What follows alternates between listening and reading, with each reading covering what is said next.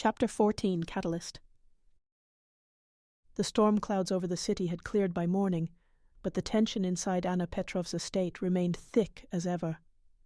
The wives gathered in the grand library, their faces grim and their movements deliberate. The stakes had never been higher, and each of them felt the weight of their choices. Anna stood at the center of the room, a commanding presence as always. She pointed to the array of documents spread across the large oak table. Radcliffe's network is vast, but we've identified her pressure points. It's time we exploit them. Maria Gonzalez nodded, her sharp eyes scanning the table. I've got leverage on 2 of her key operatives. If we move fast, we can turn them. Sophia Russo leaned forward, her voice measured. And if they don't flip? Maria's lips curved into a faint smile. Then they're liabilities we eliminate. Laura Williams crossed her arms, her expression unreadable.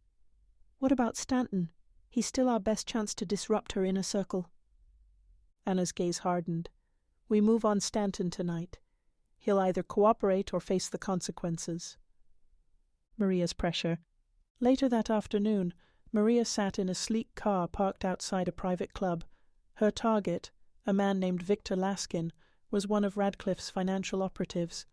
Maria had spent weeks tracing his transactions, building a dossier that could destroy him.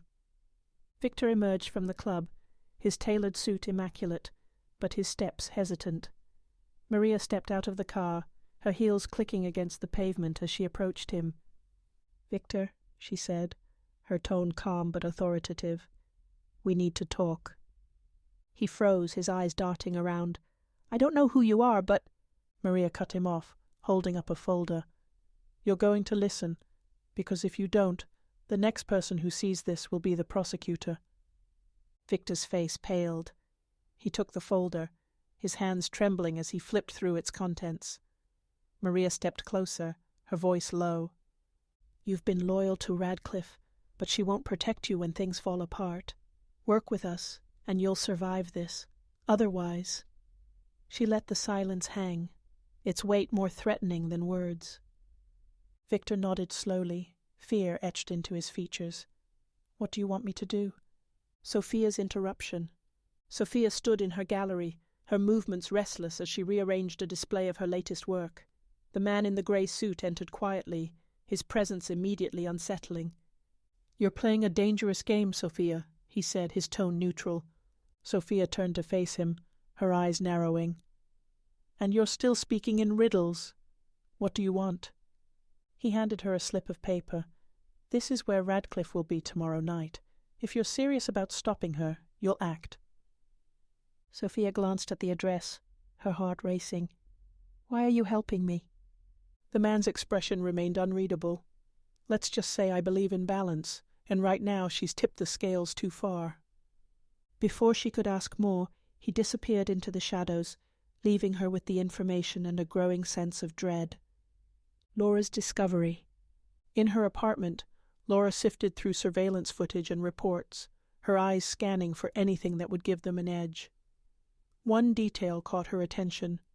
A shipment arriving at a warehouse Radcliffe controlled. It was marked as private cargo, but its origin and destination raised red flags. She called Anna immediately. "Radcliffe's moving something big, a shipment to one of her secondary safe houses. If we intercept it, we'll force her hand." Anna's response was swift. "Send me the details, we'll hit it tonight." The interception. Night fell as the wives converged near the warehouse. Laura coordinated the operation from a nearby van, her voice steady over the comms. "Maria, you're on the entry point. Sophia, hold position until we clear the perimeter." Maria slipped through the shadows, her movements silent as she picked the lock on the warehouse door. Inside, the air was thick with the smell of oil and metal.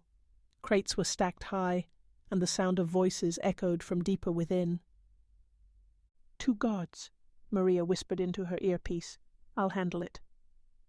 Sophia waited outside, her pulse quickening as she scanned the area. Suddenly headlights approached, and she ducked behind a stack of crates. Radcliffe's operatives had arrived. "We have company," Sophia murmured. "Laura, what's the plan?" Laura's voice was calm but firm. "Stick to the objective. We're taking that shipment." Radcliffe's counter. Inside the warehouse, Maria and Anna worked quickly, prying open crates to reveal their contents: weapons and forged documents, tools of Radcliffe's expanding network. "This is it," Anna said, her voice low. "We take this and we cripple her." Sophia's voice crackled through the comms. "The operatives are heading your way. You need to move." Anna and Maria grabbed what they could, slipping out just as the operatives entered. A brief scuffle ensued, but Laura's precise coordination ensured their escape. As they sped away, the weight of their victory was tempered by the knowledge that Radcliffe would retaliate. The aftermath. Back at the estate, the wives regrouped, their spoils spread across the table. The shipment had given them a crucial advantage, but it had also painted an even larger target on their backs. "She'll come for us now," Maria said, her voice steady. "Harder than before." Anna's gaze was steely. "Let her, we're ready." Sophia studied the documents, her brow furrowing. "There's something here. Addresses, safe houses we didn't know about. If we act fast, we can hit them before she realizes what we've taken." Laura nodded. "Then we don't waste time. Tomorrow we strike again." As the night deepened, the women prepared for what lay ahead. The game was accelerating, and the next move would be theirs.